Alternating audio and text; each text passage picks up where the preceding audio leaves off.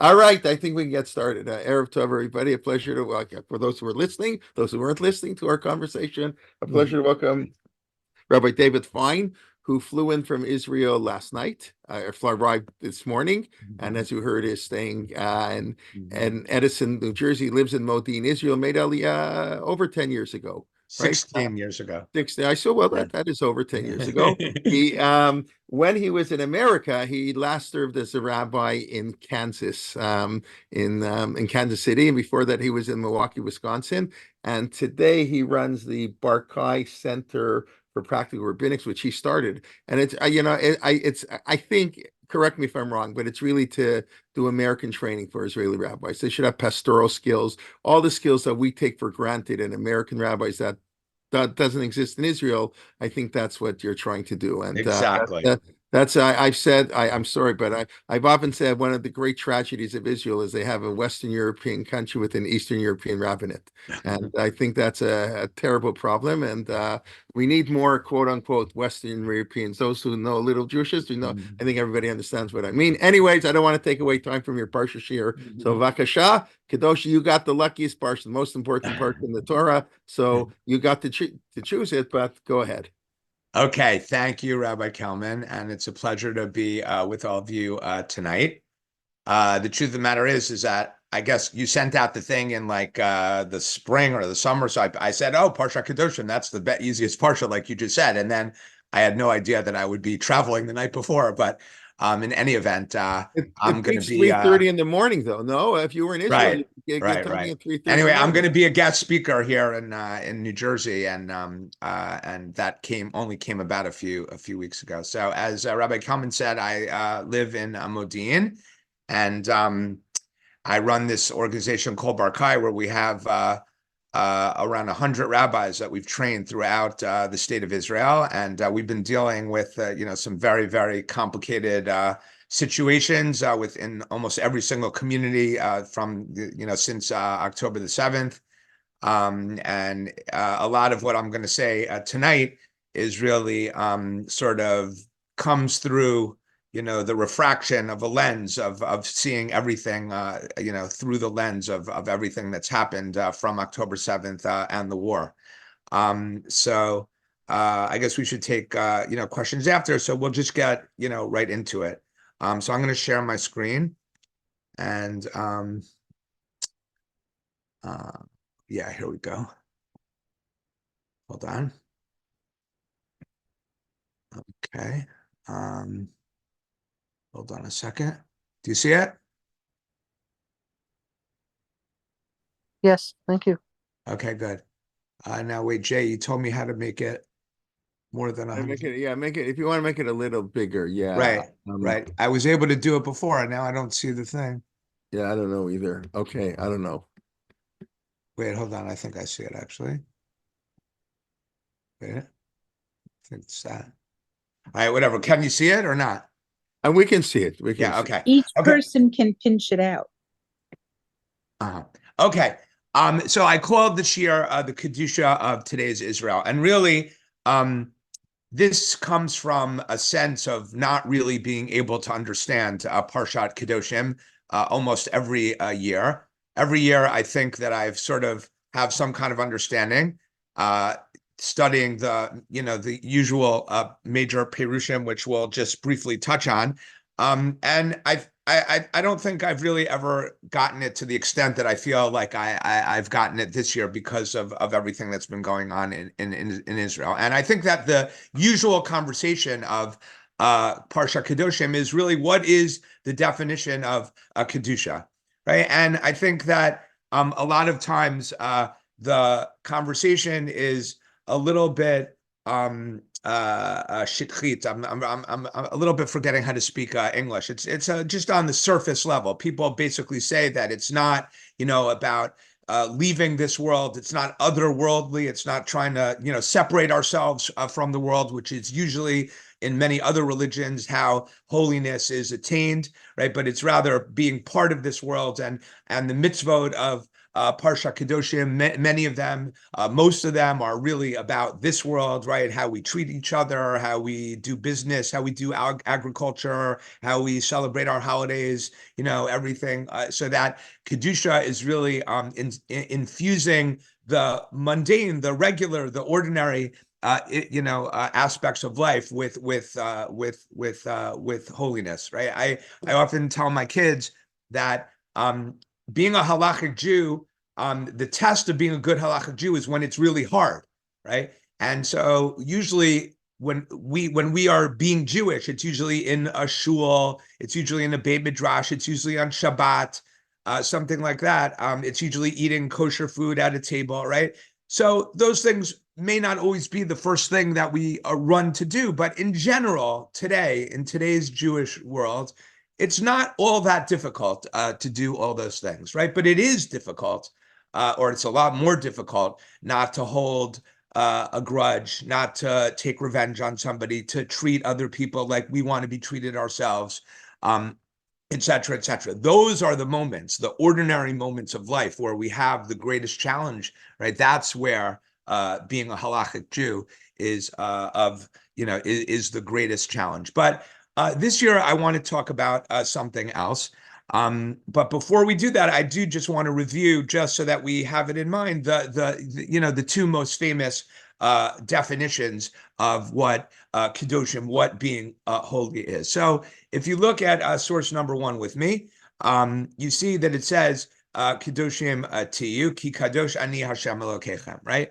That we shall be holy because the Lord, your God, is holy. So we know that one of the mitzvot of the Torah, according to the Rambam Sefer HaMitzvot, is the necessity to imitate God, imitatio Dei, right? So there are several sources in the Gemara. The most famous one is probably in Masechet Sota. I think it's Daf Yud Daled, where it says, just like God, clothe the naked, so you shall clothe the naked. Just like God buried the dead, so shall you bury the dead. So that's the Gemara, but the Gemara doesn't say anything about being holy, just like God is holy. But the Rambam in Hilchot Deot, when he sort of paraphrases that Gemara or the Midrash, he also adds that we should be holy because Hashem is holy, that it's the same idea of imitating God. But the question is, it's much easier to understand clothing the naked or burying the dead. What does being holy mean, right? And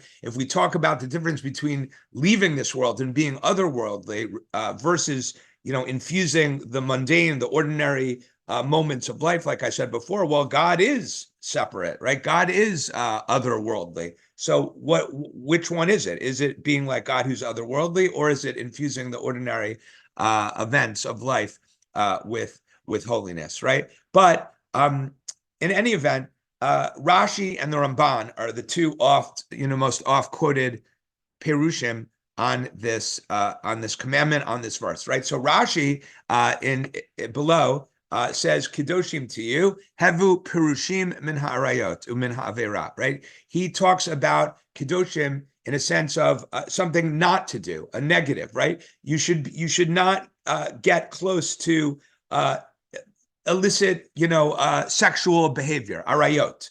Right? You should stay perushim. You should stay very separate from that. You should stay very, very far away from that. So it's basically seen in a very, something that you shouldn't do. There's something bad, arayot, and it's something that you should stay away from. And he quotes some proof text, but that's the, basic approach. Okay. And then the Ramban, Nachmanides, he quotes Rashi, and he says that he doesn't agree with Rashi. His parish is very long. I just literally quoted a few words here. V'tziva b'davar klali sheniyeh perushim min hamutarot afa pishalo huzharnu mimena batorah. So the Ramban's approach is that you could follow the letter of the law. You could follow the technicalities of the law sometimes, but still not follow what we would call the spirit of the law, right? So you may technically be following the law, but you're not really acting like the kind of person that the Torah wants you to be. And he calls that a naval birshut haTorah, somebody who is basically following the Torah because he's following the letter of the law, but he's a naval. He's not being a good person because he's not really following the spirit of the law as well. Okay, so these are both things that are again negative, right? We shouldn't be a naval b'rshut Torah. We shouldn't get close to arayot. These are things that we should stay away from. So my thinking this year has been informed by the writings of David Schwartz. Okay, David Schwartz was a soldier who got killed in Gaza on January 8th. Sergeant Major David Schwartz fell in a battle in the southern Gaza Strip. He was a combat soldier. I'm just reading this because I don't know all the numbers by heart. In the 8219th Engineering Battalion of the 551st Chitzei Ha'esh. Chitzei Ha'esh means arrows of fire formation. He was 26 years old. And at least for me, most importantly, I'm sure many of you know Joseph Gittler, who is the founder of Lakat, who's a very, very dear friend of mine. David Schwartz was his son-in-law. And he was a Talmid Chacham, a big Talmid Chacham. And Joseph lives in Renana, and I live in Modi'in. And David Schwartz, this soldier that got killed in January, married his daughter Meital. And they got married in the heat of COVID, of Corona. I think they had their wedding in someone's backyard or something. So my son, one of my sons, also got married during Corona, and we had his wedding in a backyard with 40 people there, and so I always felt some kind of kinship with Joseph. We were always comparing notes about and whoever thought then that that would be the least of our problems, and so Rachmana litzlan, he was killed in January. And before his wedding, he wrote a Dvar Torah on every Parsha in the Torah and published it in a book and gave it to his wife as a wedding present, I think the day of their wedding or shortly before their wedding. So since his falling, the family started a WhatsApp group, and each week they publish the Dvar Torah in the WhatsApp group. If anyone's interested in joining, you could let me know and I could get you in touch. They publish it in French, English, and Hebrew.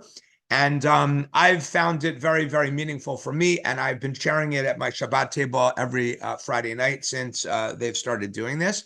And so my thinking on Parshat Kedoshim was, and what I want to present to you is really his idea. It was very much informed by what he wrote.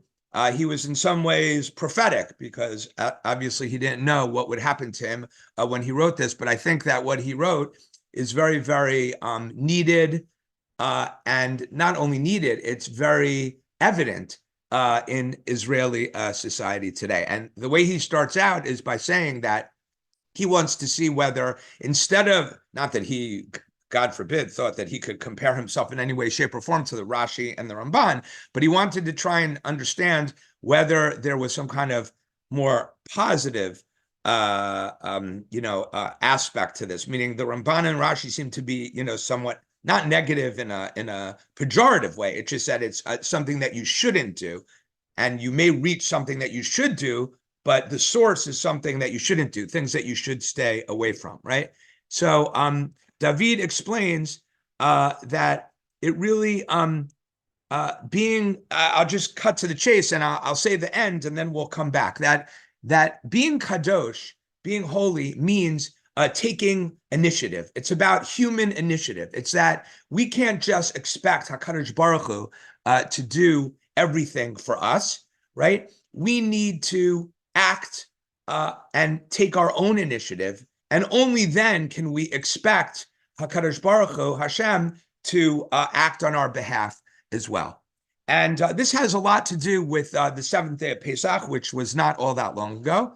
And I want to get to that, to the connection to the seventh day of Pesach towards the end of this year. But let's start at the beginning of this approach, right? So if you see in number 2, the verse says here, Matitzak Elai, Daber el bnei Yisrael v'Yisau. This is Shemot, Exodus 14, chapter 14, verse 15. The people, right, are complaining to Moshe. There's a sea in front of them. The Egyptians are chasing behind them.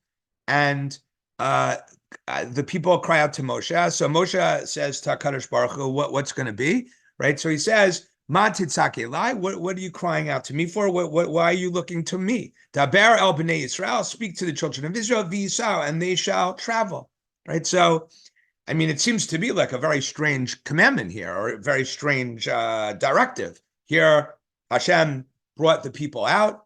There was supposed to be a miraculous exodus from Egypt, and here it seemed like it was all going to end really right after it basically just started. So what is going on here? So the Or HaChaim HaKadosh, right?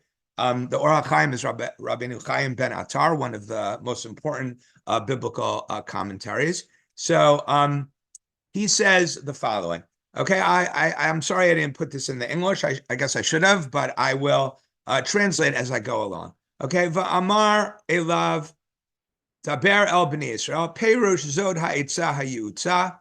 Okay, forget about those zod ha'itza ha'yutza is a reference to a verse in the prophets. It's just this is the advice basically that was being given. Lahagbir tzara chesed v'rachamim, to sort of raise the side of God's mercy and kindness. Daber el bnei Yisrael v'yitzmu be'emunah b'chol libam. Speak to the children of Israel, and they will strengthen within their hearts their faith. V'isau el hayam kodem shichalek, and they shall travel to the sea before the sea will split. Al smach habitachon ki ani osel lahem hanes. They have to go right before it splits, on the notion that they put their trust in me. They have bitachon, they have faith in me that I will do a miracle for them. And through this action of their sort of showing their own initiative and showing their faith and belief in God, right, that will cause the mercy to sort of increase. Right? It's because the mercy and the kindness of HaKadosh Baruch Hu, that is what's needed in order for the miracle of the splitting of the sea to be able to happen, right? So it's sort of that the mercy of HaKadosh Baruch Hu that's needed in order to create the miracle is only brought about because of the Jewish people's willingness to sort of take a leap of faith, actually quite literally, and do something, even though they don't know, what's going to be the end result. Okay, and this is also reflected by many other sources, and I just want to touch on a few of them. Okay, so one of them is Rav Chaim of Volozhin. Rav Chaim of Volozhin was the founder of the Volozhin Yeshiva, the famous Volozhin Yeshiva, founded in 1801, 1802, I think. And he was the primary student of Rabbi of the Gra, of the Vilna Gaon. And in many ways, he was the founder of the yeshiva movement. Although obviously we were talking about Jewish history before in Rabbi Kalman's introduction. Obviously, things have changed a lot since then, and things are very different. But he's sort of viewed as being, the founder of the modern day yeshiva movement and the Volozhin Yeshiva. And he wrote a treatise called Nefesh HaChaim. And Nefesh HaChaim is basically a treatise on what we would call Torah Lishma, learning Torah for its own sake. A very, very important work, and one studied throughout the yeshiva world to this very day. Right, so he says, "Uve'et kriyat yamsuf, amar hu yitbarach, ma tetzak elai, taber el bnei Yisrael v'yisau, ritzono lomar." Right, what does this verse mean? Right, because again, imagine you just have to sort of go into the headspace of the Jewish people. They were promised that they were going to be saved, and here they are. They see this raging sea in front of them. They know the Egyptians are chasing behind them, and they know that they're supposed to be saved, and yet it seems like it's all going to be over. So this verse, that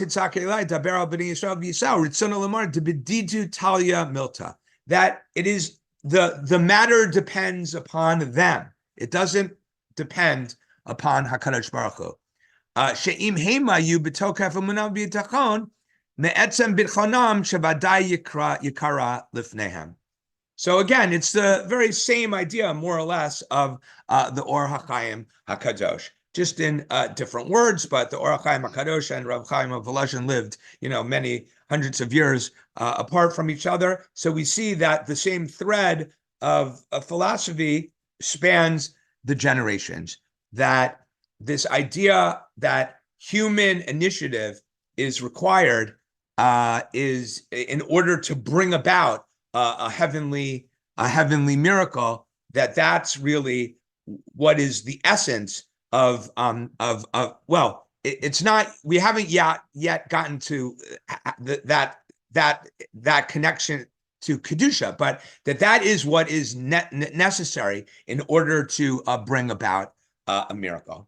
Okay, so there are many other sources that suggest this same idea, that our activity will arouse the mercy and the kindness of HaKadosh Baruch Hu, but these are two of the primary sources. So now I want to get to the more of a connection to our Parsha and Parshat Kedoshim. So this verse, V'yitkadishtem v'yitem Kedoshim, appears twice in the book of Leviticus.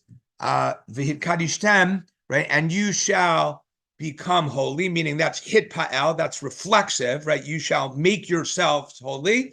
V'yitem Kedoshim, and you shall be holy, right? Even the way you say it in Hebrew, forgetting about my very bad translation, right? It doesn't, what does that mean? And you shall become, and you shall be holy yourself, and you shall make yourself holy, and you will become holy. It doesn't really seem to flow all that well. So the Gemara in Yoma, Daf Lamed Tet Amud Aleph, tries to explain it. He says, Adam mikadesh atzmo ma'at, mikadshin oto harbeh, right? That a person, if he sort of takes the first step in sanctifying himself, right? Even ma'at, even just a little bit, then mekadshin oto harbeh, then he will become sanctified a lot, meaning by HaKadosh Baruch Hu. Because as much as we may be able to sanctify ourselves through our faith and through our own initiative, as the previous sources have told us, right? At the end of the day, Hashem is really the ultimate kadosh, and only He can really fully sanctify us, right? But the point here is that the word ma'at, right, is that if a person just takes the smallest step in terms of sanctifying himself, then Hashem will work from on high and make that person who worked on sanctifying himself a little, he will sanctify him a lot, right? So I think that if you take these two ideas, and again, this is not my idea, this is really David's idea. If you take these two ideas and put them together, I think that it really gets to, for us and in today's day and age, and for me, living in Israel, and I at the beginning of this, right now I only have one son who's still in his regular army service. Actually, he just started his regular army service in August, so less than a year. He's in a commander's course now, but at the beginning of this war, I had three sons in the war, one in Miluim, and two in their regular service. So the one in Miluim finished Miluim at the end of January. And the other one in his regular service finished his regular service last week, and so I have one more left, and two out of the three of them were spent some time in Gaza. So I've this, for some reason, this really, when I read it a few weeks ago, really sort of took a hold of me, because throughout all the tragedy and all the tears and the funerals and the shivas, and because of the organization that I started and that I run, that Rabbi Kalman talked about at the beginning, and we have rabbis all throughout the country. I've been to tens of shivas and many funerals, and to all the kibbutzim and not all of them, but I've been to Kfar Aza 6 or 7 times, and to Be'eri, and all to Nova 8 or 9 times, all these places. And so we've seen all of the tragedy, and the tragedy is very, very, very intense, and it cannot be understated at all. But at the same time, there is kedusha, there is inspiration, there is a very sort of positive, if you could say that, notion to all this, and that is the human initiative that hundreds, if not thousands, of Israelis took, starting on October 7th and until today, in order to be giborim, in order to be heroes, in order to save people's lives, in order to do chesed, in order to do so many of the good things that I'm sure many, or all of you have been reading about, since the beginning of the war. And that only comes about because of this idea of initiative and kedusha, that we can't just wait around for HaKadosh Baruch Hu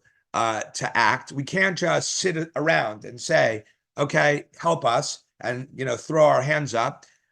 We need to do our part, and by doing our part, we're not just saying, okay, we're going to do a little bit and we're going to hope that God does the rest. Our little bit is an act of faith that we actually believe that God is going to come through and do the rest. And that, according to the Gemara in Yoma, is in essence the definition of kedusha, right? Because Adam mekadesh atzmo ma'at, mekadshin oto harbet. And in reality, if we think about Zionism as a whole, and religious Zionism, in particular, that's really what Zionism is all about. And if I don't want to get into politics here or anything like that, but just very generally, if you say, like, what's the essence or one of the aspects of the debate between the more Haredi philosophy and the more Dati Leumi philosophy, I think that the Dati Leumi philosophy and Zionism in general believes that we're not just going to wait around in order and wait for Hashem to act. Obviously, we can't accomplish anything without Hashem doing what needs to be done and bringing about miracles, etc., etc. But the question is, where is the yozma? Where is the initiative? Where does it start? And I think what these sources are showing us is that it has to start on the human side. Okay, so I want to just talk about a little bit about the last day of Pesach, because, like I said, sorry about that. The last day of Pesach, in my view, Shvi, well, I live in Israel, so I only celebrate one day. I guess most of you celebrate 2 who are on this Zoom. But again, it's called Shvi Shel Pesach, and Shvi Shel Pesach gets a bad, not a bad rap. It just doesn't it gets second bill, right? Because all of the attention is put on the Seder, right? And the Haggadah to Levincha and the Haggadah, and obviously that's like the night of the year. That's the educational night of the year, and for good reason. It should be, right? But unfortunately, sometimes what happens is that the significance and the parting message of the last day of Pesach gets lost, right? Because you could ask a question: why do we need the last day of Pesach, right? The Gemara and Rashi and Parshat Shavua, I didn't bring all the sources here, but associate the last day of Pesach with the parting of the Red Sea, of the splitting of the Red Sea, right? It's not immediately obvious by reading the text of the Torah, the pshat, that the chronology is that the parting of the sea happened on what we celebrate as the seventh day of Pesach. This all starts with the conversation in the Gemara in Masachet Megillah that the reading of the Torah for the seventh day of Pesach is Vayhi b'shalach paro ha'tam and Az Yashir, and the splitting of the Red Sea. So again, if you didn't know, meaning if I just said, prove to me from the text of Parshat B'Shalach that the splitting of the Red Sea happened on what we celebrate as the seventh day of Pesach, it's not readily apparent, right? So it's almost that the rabbis sort of impose that onto the seventh day. And the question becomes, why do we need to really, yes, the parting of the Red Sea was a major miracle, but it was just sort of the continuation of the story. The story is really about the Exodus from Egypt, which happened on the first day. So why do we need to make such a big deal about the seventh day? So I think that it's really about the same idea that we were expressing before, that the seventh day is, the first day of Pesach is really about Hashem acting on his own as the sort of architect of history, as the initiator, right? But it's the seventh day of Pesach and the splitting of the Red Sea that talks more about the human initiative side. So if you look at source number 4, which comes, it's basically a story about the Tzemach Tzaddik, which was one of the Lubavitch, the Rebbes of Lubavitch. And if you could see, he says, Shvi Isha Pesach, Hu Rosh Hashanah L'Mesirut Nefesh. So we always thought that there were 4 Rosh Hashanahs according to the Mishnah and Rosh Hashanah, right? Well, here we see that there's really a 5th according to the Tzemach Tzedek. The 7th day of Pesach is the Rosh Hashanah of Mesirut Nefesh, of it's hard to define Mesirut Nefesh, right? Of the willingness to sort of give up your life, right? Of giving over your very life. Right? Kishem Masar Moshe Rabbeinu et Mamar Hashem Yitbarach Daber El Bnei Yisrael B'Yisrael Kafatz Miyad Nachshon Ben Aminadav Liam B'Koach Shel Mesirut Nefesh. Right, meaning he goes to Nachshon Ben Aminadav according to the Midrash, right? That in order the sea was not splitting, and Nachshon Ben Aminadav, who was the Nasi of Shevet Yehuda, he jumped into the sea, and only once he jumped into the sea, and the Midrash says that the water was up to his neck, and that's when the sea split. So it's sort of through the Mesirut Nefesh, the willingness of Nachshon Ben Aminadav to sort of give up his life, that through that koach, through that strength, that is how the sea split, right? But whenever I read this, I always say you don't even have to go that far. You could just go according to the regular text of the Torah that we already started with above, right? Daber el b'nei Yisrael b'Yisrael. There was a sea in front of them, the Egyptians behind them. It wasn't clear that even, without the Nachshon Ben Aminadav aspect of the story, there was still a lot of Mesirut Nefesh here. So he says, Gilui Shvi Shel Pesach hem giluyim atzmiim b'derach itrauta d'le'ela. B'derach klal. Okay, so a lot of this is some very, very heavy Chabad sort of Kabbalah, which I'll just very, very quickly summarize because it would take me too long to really explain this properly. But in the Zohar and in Kabbalah in general, we have 2 general terms, Itrauta d'le'ela and Itrauta d'letata. One is the awakening from above, and one is the awakening from the bottom, right? So that in order for there to be an awakening from the above, there has to first be an awakening from the bottom. And therefore, the awakening from the bottom is this idea of Mesirut Nefesh. The Mesirut Nefesh here are represented by Nachshon ben Aminadav. And if I had more time, I would explain that this really has everything to do with the last Rebbe's, Rav Menachem Mendel Schneerson, the last Lubavitcher Rebbe's entire philosophy and entire life's work. Meaning he believed that, if one more person put on tefillin, if one more person waved the lulav, right, that would be the awakening from below that would finally, cause the needed awakening from above for the Mashiach to be able to come. So if you skip down to the one here, I guess I could show you. Heyu Zukukim here, Lakdamat Shal Mishur Nefesh, V'Nachshon Ben Aminadav, Masar Nafsho Mamar Hashem Yitbarach V'Yisau, Misirut Nefesh Al Hahaloch V'Nasoah She'Avraham Hechelbo. Right, so he's connecting the idea that that Misirut Nefesh of Nachshon ben Aminadav actually started with Avraham Avinu himself, right? Halok v'nasoah hanegba. He's going to go south to the south, right? Even though he doesn't really know what awaits him there. So he says, Shvi shal Pesach, hu Rosh Hashanah l'Misirut Nefesh, b'yom zeh tzarich v'yachol kol echad l'kabel ha'atzmo, et ha'tkifut shal Misirut Nefesh al Torah v'mitzvot v'abodat ha'borei baruch hu b'Misirut Nefesh l'chol Hashanah, right? So he's saying here, I think, something very important, that yes, we put all our focus on the first day of Pesach, but it's really the seventh day of Pesach that talks about this approach, that in order for things to be able to really be able to happen in the world, and according to Chabad, really for world history to sort of come to where it should, right, it has to come through human initiative, and that's what makes the Shvi Shal Pesach the Rosh Hashanah of Misirut Nefesh. Rosh Hashanah of Misirut Nefesh.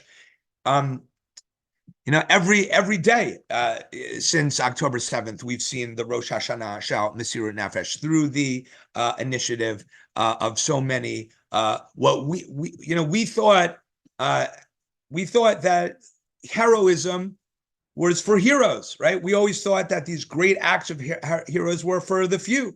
And now we're seeing, and we've been seeing every day for months and months and months, that it's the seemingly regular people, right, who we didn't necessarily think were the greatest heroes. These people are actually heroes and have shown a great Misirut Nefesh. We would have never. How do we get out here? Leave. I hate to say when leave. I'm going to leave anyway. Okay. What? Okay. Go on. I'll deal with that. Was just all right. I just want to tell one quick story about so we were talking, Rabbi Kelman and I, about our grandchildren at the beginning. So I was, with all the tragedy in the war, I was blessed with two grandchildren being born. One on the first day of Pesach, one on the first day of Hanukkah, and one on the 8th day of Hanukkah. And the one on the 8th day of Hanukkah was born just a few days after my son, who had this grandson, one of his very, very close friends, Netanel Eitan. He was in his class in high school in Shalavim, which is just a few minutes from our house in Modi'in. He was in my house many times.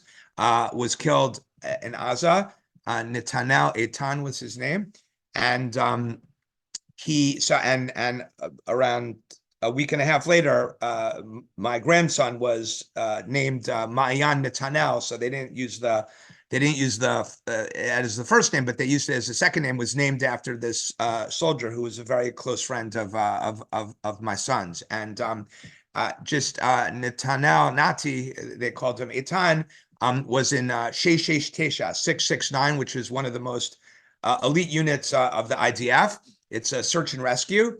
And he was in an officer's training course, which was a mix of soldiers from many different units. Usually when you're in an officer's training course, you're like learning in a course. You're not necessarily in active combat. But because this was in December, because of how things were in December, the course actually went into Gaza and acted as a combat unit.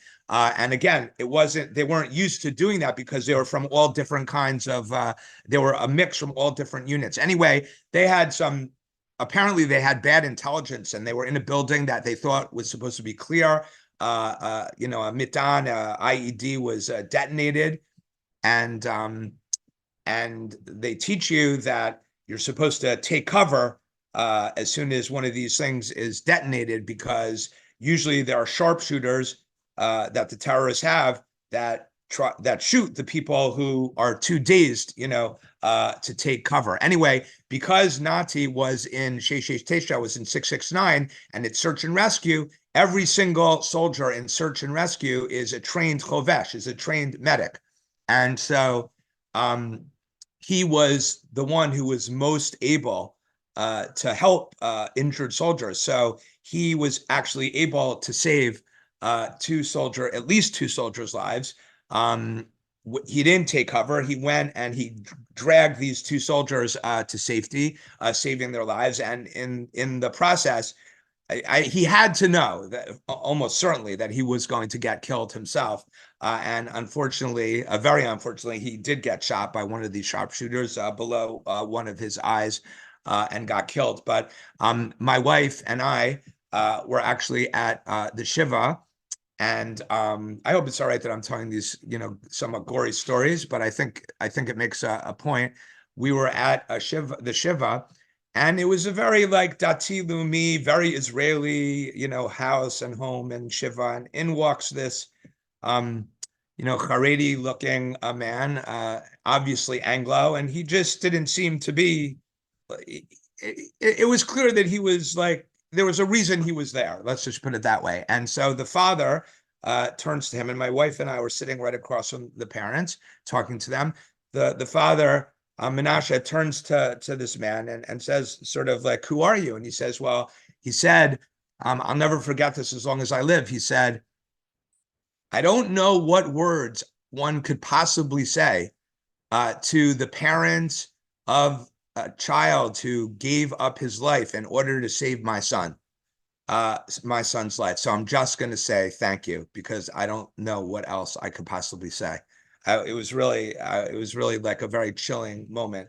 And like one parent coming to thank other parents for something like that, like it's just in many ways indescribable. But again, I'm only telling the story because I have a personal connection to it. But there are hundreds of stories like this where people take initiative, and they take initiative not just to do simple things, but like this source tells us, to be moser nefesh, literally.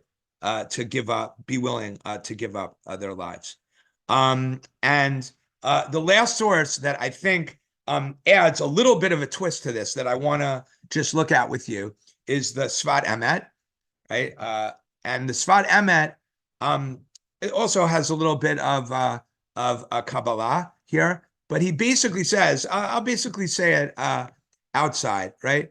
Actually, let's read it. Pasuk Sheshet Yamim Tocham Atzot V'Yom Hashvi Atzeret Ikar HaGalud HaPizur She'eno Yachol L'Hitached.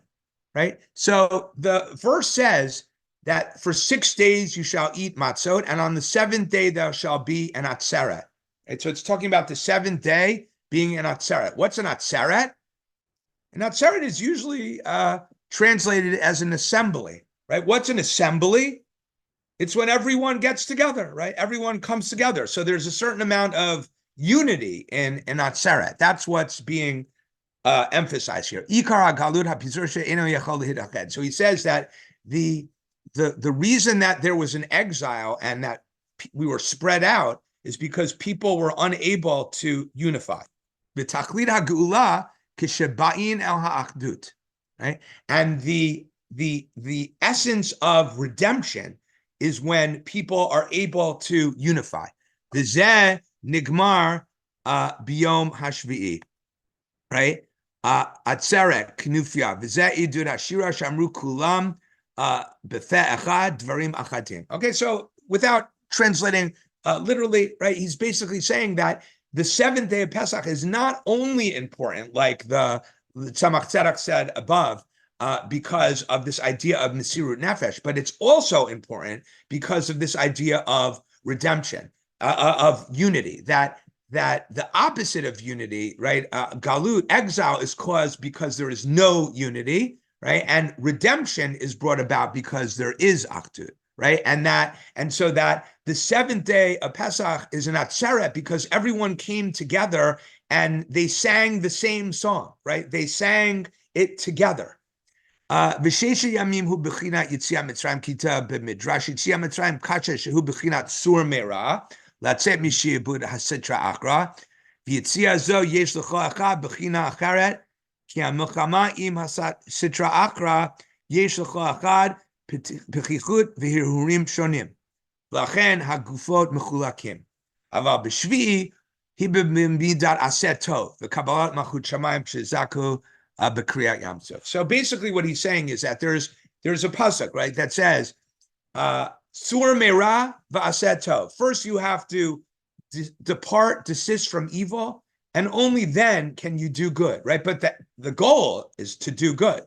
The Sur Meira is just sort of a means to an end, right? And so he says that Yetziat Mitzrayim, the first day of Pesach, that is the Sur Meira. And we have to sort of depart from the evil, right? But we do that on our own because everyone does evil for a different reason. Everyone has a different sort of relationship here with the Sitra Achra, the sort of bad stuff, right? And so therefore, everyone sort of fights that battle on their own. Okay, Aval B'Shvi'i, but the seventh day of Pesach, Hu be'bechinat aseh tov. The seventh day of Pesach is not the desisting from evil, but rather it's the doing of the good. The Kabbalat Malchut Shamayim, and the acceptance of God's kingship, shezachu b'kriyat Yamsuf, that was merited through the crossing of the Red Sea, right? So that the leaving Egypt, that was a necessary part, but it wasn't the goal because that was only the departing from the evil. The Sur Meira, the goal is the Aseh Tov, and that only happened on the seventh day. The Az Naasu Aguda Achat, Shaya L'chol Echad Ratzon Echad, L'Elokeinu Shebashamayim Shemisad Zeh, Nefashot Krovim V'Nikra Atzeret. And he says that it was on the seventh day that we were made an Aguda Achat. We were made into one bound item, right? That everyone had the same will, the same desire for God in heaven, right?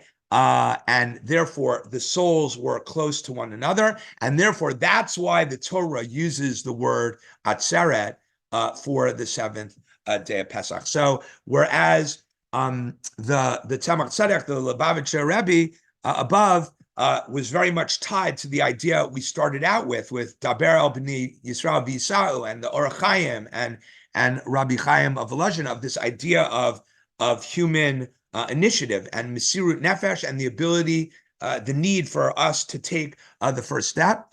The Sfat Emet's point is that he adds that this idea of unity, that all has to happen within this greater context of unity, and that the seventh day of Pesach represents unity, whereas the first day is a necessary component towards the final goal, but we're still not unified on the first day because we're still fighting our own battles in terms of the Sur Meira, of the departing from evil. So that the seventh day of Pesach, which we're really still, even today, it's only 2 weeks, right? Whatever it may be, we're really still in the aura of that seventh day of Pesach. So I think that when you connect the same idea from that we leave Pesach with this idea of Parshat Kedoshim and the ideas expressed by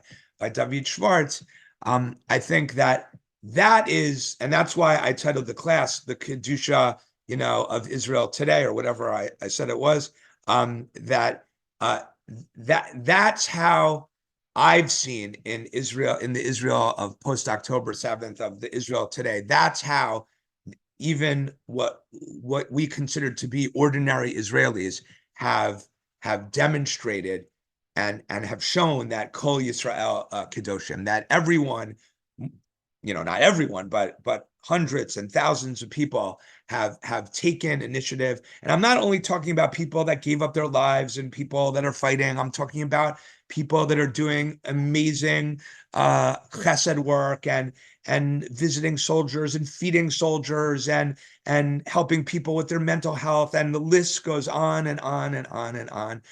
Those are all people that are living with Kedusha, and the people that died al Kiddush Hashem, yes, they died al Kiddush Hashem, but they also lived al Kiddush Hashem, because they when they did the things that they were doing, they didn't necessarily know or think that they were going to die, but yet they wanted to take the initiative in order to bring about the chesed and the rachamim from HaKadosh Baruch Hu, like our forefathers did on the shores of the Red Sea. So I think that the message at the end of the day is that we need to take this message very clearly, and we need to, we're not all going to fight in wars, and we're not all going to, provide soldiers with 2,000 meals a day or whatever it may be. But each of us in our own way can take initiative, take the bull by its horn, so to speak, show Mesirut Nefesh, and try to do that in the context of Achdut that the Sfat Emet talks about, because it's only with that Achdut that we can truly become that Atzeret and have that Atzeret and be able to do everything that we were meant to be. So I found this to be a very moving message, and I hope you have as well. So I guess I'll stop here, and if there are any questions or comments. Thank you. I agree. A very moving message, and I too many think tragedies. Fantastic Dvar Torah. Thank you. I want to just point out something which I'm sure you know already, that the Haftarah is the Atzamot Yoveshot. It struck me, and I wrote a poem about it and published it in Jewish Journal, that the key word there is Hinaveh. He tells Yechezkel, you prophesy. The bones will come alive, not from anything that I do, but by the fact that you prophesy. Exactly the lesson that you taught us so beautifully of the Orach Chaim. Right. Well, yes, thank you. The truth of the matter is that if I had more time, I would have talked about not only that Haftarah, but that may be the best known Haftarah, especially these days of Pesach. But many of the Haftarot of Pesach actually fit into this theme as well. So I thank you very much for adding that. I think it's a very, very important point. And I made a note, my email address, please send me the link, because I really want to learn. Yes, okay. If I don't, do I have it? It's in the chat? Yes. So I'm not people ask for it. I tried to find it. I know my in-laws actually get it every week, and I often read it, but I haven't. I don't know. Yeah, if you can send. All I need to do is send Joseph all the lists. I told him that I was. I told him that I was. I mean, we know him quite. Obviously. Yeah, everyone knows Joseph. So, everybody knows. but it's the What's interesting is that David was like a real Talmid Chacham, but he was also very into Chassidut, and in much of his, in many of these, he quotes a lot of Chassidut. But before we got on, I was telling my brother-in-law and sister-in-law here that a lot of times people like they like Chassidut because it's like the lighter stuff, and David. I mean, I didn't really know him at all. I met him once, I think, but I've been reading these every week since, and like he's a lamdan, like he really knows how to learn, right? And the Chassidut he's very into, and he brings it, but not only after like a lot of the very classic sources. So yeah, I see all the emails in the chat. So I will forward them all along. Was he a Lubav? Because he quotes the Tzemach Tzedek. That's only Lubav's. No, I don't know that he quoted the Tzemach Tzedek. He did not. Meaning the Tzemach Tzedek and the Sfat Emet that I quoted at the end, I brought And you're not a Lubav. Yeah, his idea. He brought the Orach Chaim and the Gemara in Yoma, the Kadishtem Yitem Kedoshim. Right, and the Nefesh HaChaim, and I extended the idea to the connection with the seventh day of Pesach. That was very beautiful, if I may say so. So Yossi, you have a question? Yes, I do. And Okay. it's not quite the chicken and egg question, but all this is nice and it's learned and all that. But it would be more meaningful if Rabbi Chaim of Volozhin had said, you know what, the legends about him are, I'm going to close the yeshiva because Russian learning, secular learning, is going to be a bigger part of the day than Talmudic learning or any part of the day, depending upon which legend. But he didn't say, let's close the yeshiva, go live in Israel, go fight, go build the yishuv. All this is good after the fact. Did anybody use the Tzemach Tzedek to say pre-state, it's time to do something, the Jews are there? This is all trying to justify something that I don't think needs justification. After the state is there and the Jews are there in numbers, I don't need somebody to tell me that you can look at this guy and that guy and the other guy and justify going to the army and Mesirut Nefesh. That's a natural thing from the state. It has more meaning if it was done before the state and people acted on it before. This is like, I'm told that even the US Supreme Court justices, when they go to their clerks, they say, this is what I want the law to be. Now go and find me some basis for it. It's not stemming from this Torah learning. The Torah learning is used to buttress something that we already know is good without the Torah there. I need the Torah to tell me something before it's obvious, not after.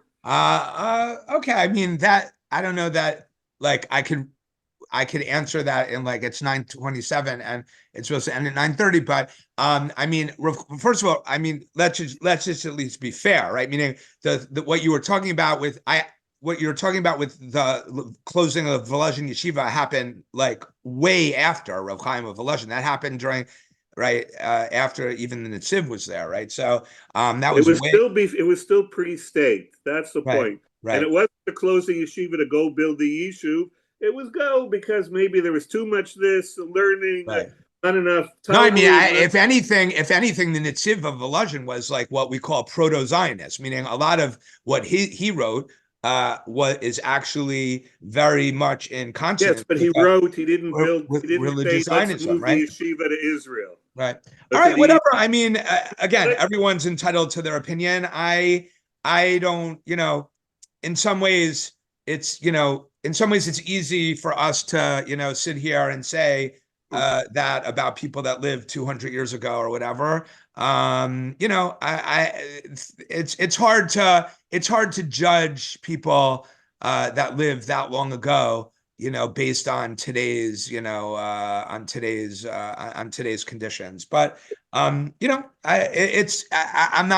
saying you're wrong, and I'm not saying it's not a discussion, but I try to look towards Torah, and my goal here was just to sort of try and show where I think Israeli society is today, in terms where it's at in terms of Kedusha, and what kind of lesson we and the people listening to this can draw from that and hopefully apply to their own lives in terms of taking initiative. It doesn't necessarily mean taking initiative in Israel. It means taking initiative anywhere, to make the Jewish people. Right. So we're the guys saying that David Ben-Gurion and Golda Meir led the most Kedusha-dic lives because they built the state. Right. And Jabotinsky. We're the guys saying that they lived lives of greater Kedusha than the equivalent rabbis of their time. Right. I don't see it. Right. Okay. If I may, if I could just add, Yeah. Thank I you just for a want to very add, strong and inspirational message. And God bless your family.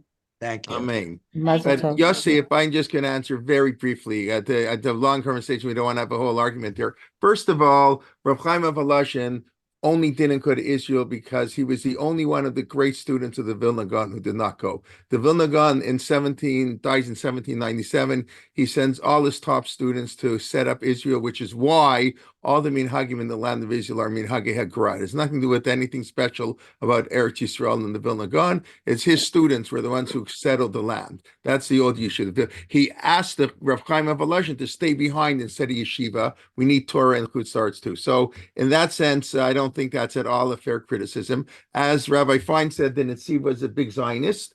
a proto-Zionist, and there are many people who were a Rabbanim who gave Hespedim for Herzl, and even though this was a totally assimilated Jew, you have realized that's a big deal. I've mentioned many times that what Rav Tabori, our Rosh Yeshiva, told us when I was in high school, though, we're the community that struggles with Herzl. In the Haredi world, he's in the Apikoris, everything, blah, blah, blah. In the secular world, he's the biggest hero of the 20th century. And for us, we see the greatness that he did, but we don't want the Hebrew-speaking Portugal and to have prostitutes, and that's not the Kedusha we want. So it is a complicated issue, and I agree, we can't judge people. So I think you're being a little bit too harsh. And yes, many rabbis not, but I want to defend our great rabbis and whatever. Okay. Can I say something? I don't want to thank you. I think the message that I was hearing, it really just reaffirms what I felt when I was in Israel in the winter, and that is that it's intuitive, instinctive. Everybody you meet is open, trying to do something. I thought it was exaggerated when I heard it, but there is a different spirit. And wherever your background is, whatever your background is, it has affected, I think, people from all walks of life. And I think there's a word, I'm not sure if this is the right way I'm saying, hitpatchut, but like an opening, and you see that. If you're open to it, you see it. So you're right, we all have our differences for sure. But there's a reason that Chiloni and Dati and are singing and dancing together. It's not a small thing. It's not a small thing that the tzitziot are being given out by the army. Not at all. So I think we should look at the holiness that's coming out from Israel. That's all. They're not only dancing together, they're fighting one another. That's the terrible. They're what? Shabbat shalom. That's the shunda. Okay. All right. Again, thank you really for, I think it was a moving share and a beautiful dedication. We can say that we should hear good news, and your children, all the Jewish people should be safe. And that's what else to say. Okay. And if if I become a person on the ground for a lot of people in Israel, so if there's anything we could do in Barkai, or I could do for anyone here in Israel in terms of making any connections or any help that anyone wants to give to anyone over there, I'm sure everyone has a lot of people, but if I can help anyone, I'm always available. And if anyone wants to get on the partial list, you can send me the email. I'll forward it to Rabbi Fine, and we can get you on the list in case he doesn't have all the emails here now. Okay. Tomorrow morning, please God, we'll continue my shir on the Siddur. We'll get to the bracha of the second bracha of the Shemona Esrei, please God. It's 9:15 Sunday. Rabbi Liptai begins next week. We're going to be starting a new shir. Really, we've worked with him often and live in person, but for the first time, I think Rabbi Dr. Nathan Slifkin, will be giving live from the Biblical Museum of Natural History, or he'll be talking on some fascinating subjects. I'm sure of all his, really fascinating things that he deals with. So that's going to be starting, I believe, Wednesday morning, Wednesday, 10 a.m. Eastern. We'll send you an email about that, but just to give you a heads up, and then all our regular shiurim during the week. And Rabbi, where are you speaking on Shabbos? In Edison or? No. I'm speaking in Bnei Yeshurun in Teaneck this Shabbos, Cool. and then I'm going back to Israel on Sunday. So quick. So I get there for Yom HaZikaron, Yom HaAtzmaut, and then I'm coming back next weekend to speak somewhere else. Oh my gosh. Wow. You're a little crazy. I couldn't bring myself not to be in Israel for Yom HaAtzmaut. That I understand. But the 2 weeks, so you'll be in Bnei Yeshurun for Shabbos. Okay. Yeah. Enjoy. All right, you, everyone. thank Thank you so much. It's a real zechut. Thank you, Jay. Shabbat shalom. All right, Shabbat shalom. Shabbat shalom. Shabbat shalom. Bye-bye. Okay.